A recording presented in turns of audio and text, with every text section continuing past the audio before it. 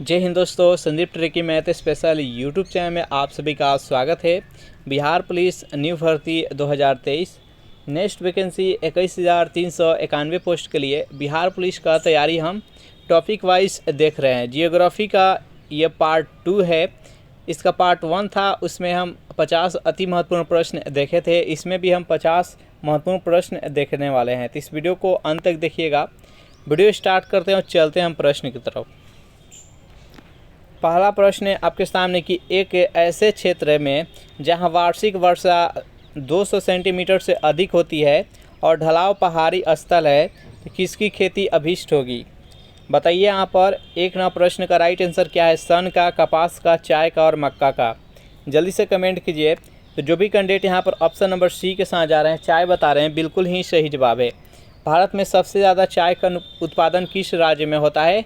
तो असम में होता है। और चाय में कौन सा तत्व पाया जाता है? तो थीन पाया जाता है, याद रखिएगा। कॉफ़ी में कैफीन पाया जाता है। नेक्स्ट यहाँ पर सेकेंड प्रश्न है कि बहुउद्देशीय नदी घाटी परियोजनाओं को आधुनिक भारत के मंदिर किसने कहा था? डॉक्टर राजेंद्र प्रसाद ने, पंडित जवाहरलाल नेहरू ने, श्रीमती इंदिरा गांधी ने और डी महात्मा गांधी ने। बताइए यहाँ पर सेकेंड प्रश्न का राइट आंसर क्या है? बहुउद्देशीय नदी घाटी परियोजनाओं को आधुनिक भारत के मंदिर किसने कहा था? जो भी कैंडिडेट यहाँ पर ऑप्शन नंबर बी बता रहे हैं, पंडित जवाहरलाल नेहरू, बिल्कुल ही सही जवाब है। तीन प्रश्न है कि निम्नलिखित में से कौन सा एक सबसे सूखा स्थान है? मुंबई, दिल्ली, लेह और बेंगलुरु। बताइए यहाँ पर तीन प्रश्न का राइट आंसर क्या है? निम्नलिखित में से कौन सा सबसे सूखा स्थान है? तो जो भी कैंडिडेट यहाँ पर ऑप्शन नंबर सी बता रहे हैं, लेह, बिल्कुल ही सही जवाब है। और भारत में सबसे अधिक वर्षा किस स्थान पर होता है? तो मासिन राम। नेक्स्ट यहाँ पर 4 नंबर प्रश्न है आपके सामने कि अमृतसर एवं शिमला लगभग एक ही अक्षांश पर स्थित है, परंतु उनकी जलवायु में भिन्नता का कारण क्या है? उनकी ऊंचाई में भिन्नता, उनकी समुद्र से दूरी, शिमला में बर्फबारी और अमृतसर में प्रदूषण। बताइए यहाँ पर 4 नंबर प्रश्न का राइट आंसर क्या है? अमृतसर और शिमला लगभग एक ही अक्षांश पर स्थित है, परंतु इसकी जलवायु में भिन्नता का क्या कारण होता है? तो जो भी कैंडिडेट यहाँ पर ऑप्शन नंबर ए बता रहे हैं, उनकी ऊंचाई में भिन्नता, बिल्कुल ही सही जवाब है।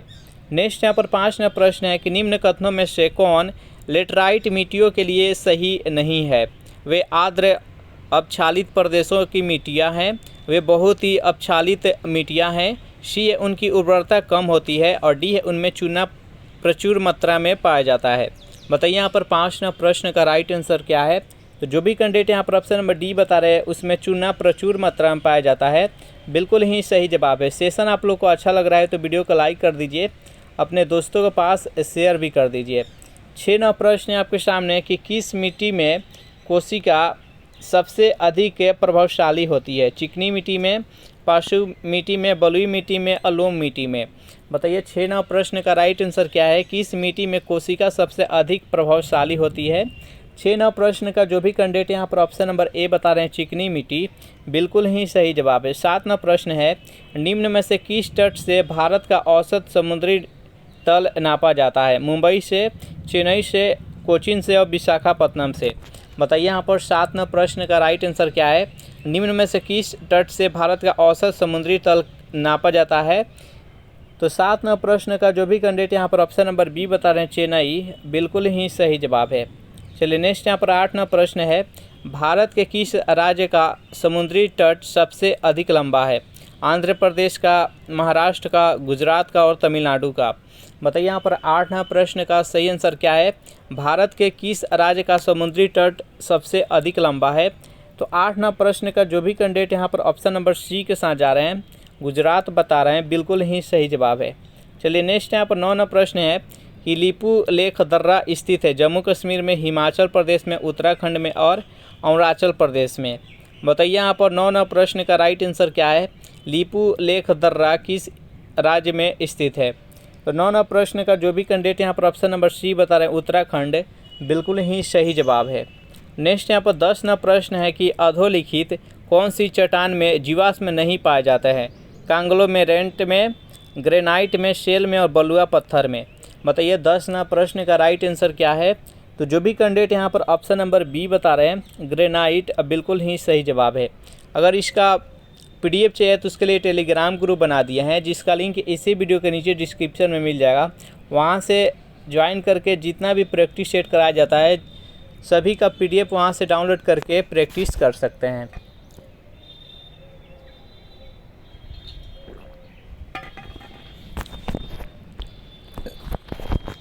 ग्यारहवां प्रश्न है कि भारतीय उपमहाद्वीप का उत्तर पश्चिम प्रदेश भूकंप ग्रहणशील है, जिसका कारण क्या है? ज्वालामुखी क्रिया।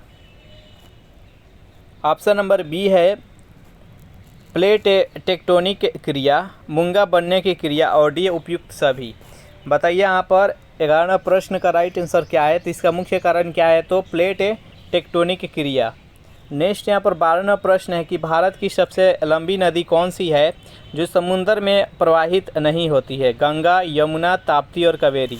बताइए यहाँ पर 12वां प्रश्न का राइट आंसर क्या है?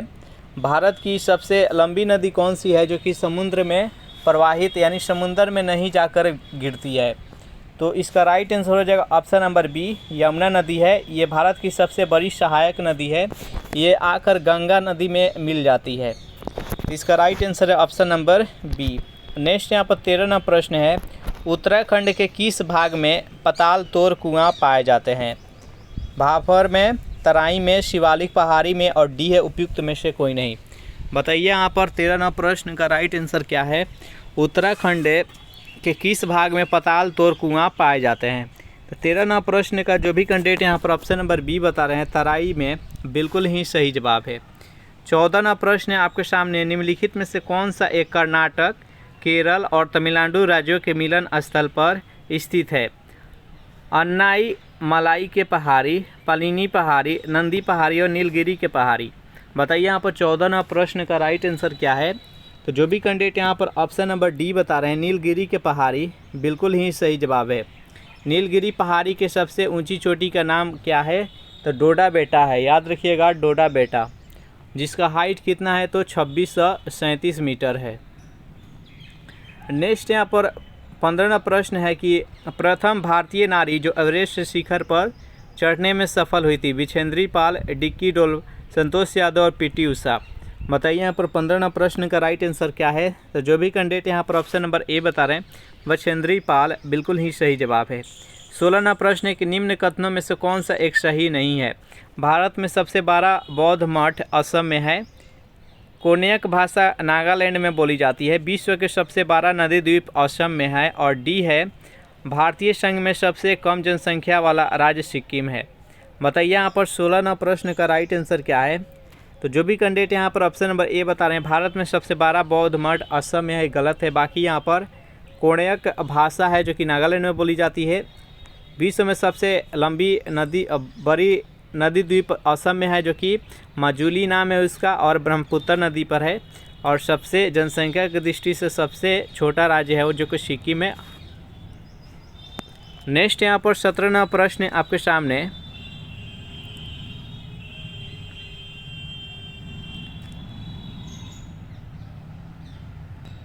निम्नलिखित में से कौन सी चट्टान प्रणाली भारत में न्यूनतम है? विंध्य, कुडप्पा, धारवाड़ और गोंडवाना। बताइए यहाँ पर 17वां प्रश्न का राइट आंसर क्या है? तो जो भी कैंडिडेट यहाँ पर ऑप्शन नंबर डी के साथ जा रहे हैं, गोंडवाना, बिल्कुल ही सही जवाब है। नेक्स्ट यहाँ पर 18वां प्रश्न आपके सामने, वह पठार कौन सा है जिसमें पश्चिम और पूर्व दोनों से बहने वाली जल निकास प्रणाली है? मालवा, छोटा नागपुर, रांची और हजारीबाग। बताइए यहाँ पर 18वां प्रश्न का राइट आंसर क्या है? तो जो भी कैंडिडेट यहाँ पर ऑप्शन नंबर ए बता रहे हैं, मालवा, बिल्कुल ही सही जवाब है। नेक्स्ट यहाँ पर 19वां प्रश्न, उष्णकटिबंधीय सदाबहार वन कहाँ पाए जाते हैं? पश्चिमी घाट पर, पूर्वी घाट पर, पश्चिमी हिमालय और मध्य प्रदेश। बताइए यहाँ पर 19वां प्रश्न का राइट आंसर क्या है? उष्णकटिबंधीय सदाबहार वन कहाँ पाया जाता है? 19वां प्रश्न का जो भी कैंडिडेट ऑप्शन नंबर ए बता रहे हैं, पश्चिमी घाट, बिल्कुल ही सही जवाब है। नेक्स्ट यहाँ पर 20वां प्रश्न है कि अरावली पर्वत श्रृंखला किस नदी प्रणाली से द्विभाजित होती है? चंबल और सरस्वती से, चंबल और साबरमती से, नर्मदा और बानस से, और लूनी और बनस से। बताइए यहाँ पर 20वां प्रश्न का सही आंसर क्या है? अरावली पर्वत श्रृंखला किस नदी प्रणाली से द्विभाजित होती है? तो जो भी कैंडिडेट यहाँ पर ऑप्शन नंबर डी बता रहे हैं, लूनी और बानस, बिल्कुल ही सही जवाब है। इसका राइट आंसर है ऑप्शन नंबर डी। अरावली पर्वत श्रृंखला का सबसे ऊंचा चोटी का नाम क्या है? तो गुरु शिखर, जिसका हाइट है 1722 मीटर, याद रखिएगा। और लूनी नदी है जो कि ये किसी खाड़ी या किसी समुंदर में जाकर नहीं मिलती है, बल्कि ये कच्छ के रण में ही जाकर विलीन हो जाती है। नेक्स्ट यहाँ पर 21वां प्रश्न है कि जवाहर सागर, राणा प्रताप सागर तथा गांधी सागर जलाशय किस नदी पर निर्मित है? बेतवा नदी पर, नर्मदा नदी, ताप्ती नदी और चंबल नदी। बताइए यहाँ पर 21वां प्रश्न का राइट आंसर क्या है? बेहद इंपॉर्टेंट प्रश्न है। जो भी कैंडिडेट यहाँ पर ऑप्शन नंबर डी बता रहे हैं चंबल नदी, बिल्कुल ही सही जवाब है। 22वां प्रश्न है, निम्नलिखित में भारत के चावल के कटोरा के रूप में विख्यात क्षेत्र का नाम बताइए। पूर्वोत्तर क्षेत्र, केरल और तमिलनाडु। ऑप्शन नंबर सी है सिंधु गंगा का मैदान और कृष्णा गोदावरी का डेल्टा क्षेत्र। बताइए यहाँ पर 22वां प्रश्न का राइट आंसर क्या है? जो भी कैंडिडेट यहाँ पर ऑप्शन नंबर डी बता रहे हैं कृष्णा गोदावरी का डेल्टा क्षेत्र, बिल्कुल ही सही जवाब है। 23वां प्रश्न है कि पश्चिमी घाट में पश्चिम की ओर बहने वाली अधिकांश नदियाँ किस कारण से डेल्टा का निर्माण नहीं करती है? अपवर्तित पदार्थों की कमी के कारण, अधिक ढलान के कारण, पेड़ पौधा मुक्त क्षेत्र की कमी के कारण और कम वेग के कारण। बताइए यहाँ पर 23वां प्रश्न का राइट आंसर क्या है? तो 23वां प्रश्न का जो भी कैंडिडेट यहाँ पर ऑप्शन नंबर बी बता रहे हैं अधिक ढलान के कारण, बिल्कुल ही सही जवाब है। नेक्स्ट यहाँ पर 24वां प्रश्न है कि राउरकेला स्थित इस्पात संयंत्र निम्न में से किस बांध से पानी लेता है? हीराकुंड से, दामोदर घाटी परियोजना से, अरिहंत बांध से और तुंगभद्रा बांध से। बताइए यहाँ पर 24वां प्रश्न का सही आंसर क्या है? तो 24वां प्रश्न का जो भी कैंडिडेट यहाँ पर ऑप्शन नंबर ए बता रहे हैं हीराकुंड, बिल्कुल ही सही जवाब है। राउरकेला विद्युत इस्पात संयंत्र ये किस देश के सहयोग से स्थापित किया गया था? तो ये द्वितीय पंचवर्षीय योजना में जर्मनी के सहयोग से यह स्थापित किया गया था। ये किस राज्य में है? तो उड़ीसा में है। नेक्स्ट यहाँ पर 25वां प्रश्न है कि अरावली एवं विंध्य श्रृंखलाओं के मध्य कौन सा पठार स्थित है? मालवा का पठार, छोटानागपुर का पठार, दक्कन का पठार और प्रायद्वीपीय का पठार। बताइए यहाँ पर 25वां प्रश्न का राइट आंसर क्या है? तो अरावली और विंध्य श्रृंखलाओं के बीच या मध्य कौन सा पठार है? तो मालवा का पठार। जो भी कैंडिडेट यहाँ पर ऑप्शन नंबर ए बता रहे हैं, बिल्कुल ही सही जवाब है।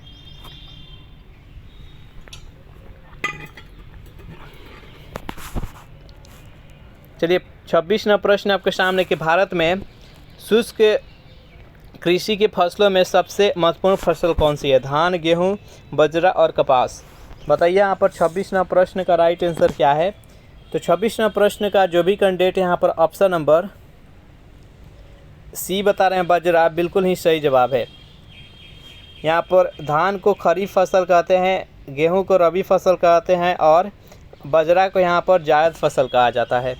नेक्स्ट यहाँ पर 27वां प्रश्न है कि भारत में गन्ना लगभग कितने समय में पूर्ण विकसित होता है? 5 महीने में, 3 महीने में, 7 महीने और 12 महीने। बताइए यहाँ पर 27वां प्रश्न का राइट आंसर क्या है? तो जो गन्ना का फसल होता है वो 12 महीने में पूर्ण होता है, तो इसका right answer option number D. 28वां प्रश्न है कि निम्न में से कौन सा कारक पश्चिम बंगाल में जूट की खेती के संकेंद्रण का कारण नहीं है? ऑप्शन नंबर ए है समतल भूमि, बी है ऑप्शन नंबर बी है इसका जलोढ़ मिट्टी, सी है पानी की आपूर्ति और डी है पूंजी की उपलब्धता। बताइए यहाँ पर 28वां प्रश्न का राइट आंसर क्या है? तो जो भी कैंडिडेट यहाँ पर ऑप्शन नंबर डी बता रहे हैं पूंजी की उपलब्धता, बिल्कुल ही सही जवाब है। नेक्स्ट यहाँ पर 29वां प्रश्न है कि भारत में संकार्य यानी चालू जोतों का सबसे बड़ा औसत आकार किस राज्य के पास है? पंजाब के पास, गुजरात के पास, मध्य प्रदेश के पास और राजस्थान के पास। बताइए यहाँ पर 29वां प्रश्न का राइट आंसर क्या है? तो जो भी कैंडिडेट यहाँ पर ऑप्शन नंबर ए बता रहे हैं पंजाब के पास, बिल्कुल ही सही जवाब है। नेक्स्ट यहाँ पर 30वां प्रश्न है कि भारत के निम्न में से कौन सा परमाणु संयंत्र चौथी भूकंपीय पेटी में अवस्थित है? कैगा, कलपक्कम, नरोरा और तारापुर। बताइए यहाँ पर 30वां प्रश्न का राइट आंसर क्या है? तो 30वां प्रश्न का जो भी कैंडिडेट यहाँ पर ऑप्शन नंबर सी बता रहे हैं नरोरा, बिल्कुल ही सही जवाब है। 31वां प्रश्न है निम्नलिखित में से किस राज्य को अत्यधिक कुपोषण के कारण भारत का इथोपिया कहा जाता है? बिहार को, मध्य प्रदेश को, झारखंड को और उड़ीसा को। बताइए यहाँ पर 31वां प्रश्न का राइट आंसर क्या है? जो भी कैंडिडेट यहाँ पर ऑप्शन नंबर बी बता रहे हैं मध्य प्रदेश को, बिल्कुल ही सही जवाब है। नेक्स्ट यहाँ पर 32वां प्रश्न है कि कंडला जो कि कच्छ की खाड़ी में स्थित है, निम्न में से किसके लिए जाना जाता है? एक्सपोर्ट प्रोसेसिंग जोन के लिए, समुद्री खाद्य उत्पादों के लिए, और हीरे को कटना और हीरे का पॉलिश के लिए, और जहाज तोड़ने का उद्योग के लिए। बताइए यहाँ पर 32वां प्रश्न का राइट आंसर क्या है? तो जो भी कैंडिडेट यहाँ पर ऑप्शन नंबर ए बता रहे हैं एक्सपोर्ट प्रोसेसिंग जोन के लिए, बिल्कुल ही सही जवाब है। 33वां प्रश्न है कि निम्नलिखित में से कौन दो भारतीय राज्यों की साझेदारी वाली झील है? चिल्का, कोलेरू, लोनार और पुलिकट। बताइए यहाँ पर 33वां प्रश्न का सही आंसर क्या है? निम्नलिखित में से कौन सा दो भारतीय राज्यों की साझेदारी वाली झील है, यानी दोनों राज्यों के सीमा पर स्थित है? बताइए यहाँ पर 33वां प्रश्न का राइट आंसर क्या है? तो जो भी कैंडिडेट यहाँ पर ऑप्शन नंबर डी बता रहे हैं पुलिकट झील, जो कि आंध्र प्रदेश तथा तमिलनाडु के सीमा पर स्थित है और ये साझेदारी वाली झील है। चिल्का झील है जो कि उड़ीसा में है, कोलेरू झील है जो कि आंध्र प्रदेश में है, और लोनार झील है जो कि महाराष्ट्र में है। नेक्स्ट यहाँ पर 34वां प्रश्न है कि भारत के निम्न झीलों में से कौन असम में अवस्थित है? ऑप्शन नंबर ए है हमीरसर झील, कोलेरू झील, सला झील और चपनाला झील। बताइए यहाँ पर 34वां प्रश्न का राइट आंसर क्या है? तो जो भी कैंडिडेट यहाँ पर ऑप्शन नंबर डी बता रहे हैं चपनाला झील, बिल्कुल ही सही जवाब है। नेक्स्ट यहाँ पर 35वां प्रश्न है निम्न में से किसको रहस्यमयी झील कहा जाता है? जोर पोखरी झील, डोडी ताल झील और रूपकुंड झील और रेड हिल्स झील। बताइए यहाँ पर 35वां प्रश्न का राइट आंसर क्या है? जो भी कैंडिडेट यहाँ पर ऑप्शन नंबर सी बता रहे हैं रूपकुंड झील, बिल्कुल ही राइट आंसर है। 36वां प्रश्न निम्न में से किस जैविक खाद्य के रूप में प्रयुक्त किया जाता है? नीम को, एजोला को, यूरिया को, पोटेशियम को। बताइए 36वां प्रश्न का सही आंसर क्या है? जो भी कैंडिडेट यहाँ पर ऑप्शन नंबर बी बता रहे हैं एजोला, बिल्कुल ही सही जवाब है। नेक्स्ट यहाँ पर 37वां प्रश्न है कि नीलहरित शैवाल निम्न में से किस एक फसल की पैदावार बढ़ाने के लिए जैव उर्वरक के रूप में प्रयोग में लाया जाता है? गेहूँ, धान, चना और सरसों। बताइए यहाँ पर 37वां प्रश्न का राइट आंसर क्या है? तो 37वां प्रश्न का जो भी कैंडिडेट ऑप्शन नंबर बी बता रहे हैं, बिल्कुल ही सही जवाब है धान। नेक्स्ट यहाँ पर 38वां प्रश्न है निम्न में से कौन सा पृथ्वी का अधिकतम प्रतिशत क्षेत्र पर फैला हुआ है? शुष्क प्रदेश, अर्ध शुष्क प्रदेश, उपाद्र प्रदेश और आर्द्र प्रदेश। बताइए यहाँ पर 38वां प्रश्न का राइट आंसर क्या है? तो 38वां प्रश्न का जो भी कैंडिडेट ऑप्शन नंबर ए बता रहे हैं शुष्क प्रदेश, बिल्कुल ही सही जवाब है। नेक्स्ट यहाँ पर 39वां प्रश्न है भूमध्य सागरीय क्षेत्रों में भारी वर्षा कब होती है? गर्मियों में, वसंत ऋतु में, शीत ऋतु में, डी इनमें से कोई नहीं। बताइए यहाँ पर 39वां प्रश्न का राइट आंसर क्या है? जो भी कैंडिडेट यहाँ पर ऑप्शन नंबर सी बता रहे हैं शीत ऋतु, बिल्कुल ही सही जवाब है। चलिए नेक्स्ट यहाँ पर 40वां प्रश्न है आपके सामने कि बेतार संचार पृथ्वी के सतह को निम्नलिखित द्वारा परिवर्तित किया जाता है? क्षोभ मंडल के द्वारा, संताप मंडल के द्वारा, आयन मंडल के द्वारा और बहिर्मंडल के द्वारा। बताइए यहाँ पर 40वां प्रश्न का सही आंसर क्या है? बेतार संचार जो होता है वो पृथ्वी के सतह को निम्नलिखित में से कहाँ से परिवर्तित किया जाता है? तो जो भी कैंडिडेट यहाँ पर ऑप्शन नंबर सी बता आयन मंडल, बिल्कुल ही सही जवाब है। संताप मंडल में ओजोन परत रहता है जिसका मोटाई डॉप्सन के द्वारा मापा जाता है, और वायुयान की जो उड़ान होती है ये संताप मंडल में ही होती है। जितना भी वायुमंडलीय घटनाएं होती है सभी के सभी यहाँ पर क्षोभ मंडल में होती है। नेक्स्ट यहाँ पर 41वां प्रश्न है कि वायुमंडल की कौन सी परत दूरसंचार प्रणाली के लिए प्रयोग किया जाता है? तो इसका भी आंसर हो जाएगा ऑप्शन नंबर डी यानी आयन मंडल। नेक्स्ट यहाँ पर 42वां प्रश्न संचार उपग्रह वायुमंडल के किस स्तर में अवस्थित किए जाते हैं? बहिर्मंडल, संताप मंडल, आयन मंडल और क्षोभ मंडल। बताइए 42वां प्रश्न का सही आंसर क्या है? तो जो भी कैंडिडेट यहाँ पर ऑप्शन नंबर ए बता रहे हैं बहिर्मंडल, बिल्कुल ही सही जवाब है। नेक्स्ट यहाँ पर 43वां प्रश्न है निम्नलिखित में से कौन सी एक अन्य तीनों की तुलना में अधिक सूर्य ताप को परिवर्तित करता है या करती है? बालू मरुस्थल, धान के फसल युक्त भूमि, नवपात हिम से आच्छादित भूमि और प्रेरी भूमि। बताइए यहाँ पर 43वां प्रश्न का सही आंसर क्या है? तो 43वां प्रश्न का जो भी कैंडिडेट यहाँ पर ऑप्शन नंबर सी बता रहे हैं नवपात हिम से आच्छादित भूमि, बिल्कुल ही सही जवाब है। इसका राइट आंसर है ऑप्शन नंबर सी।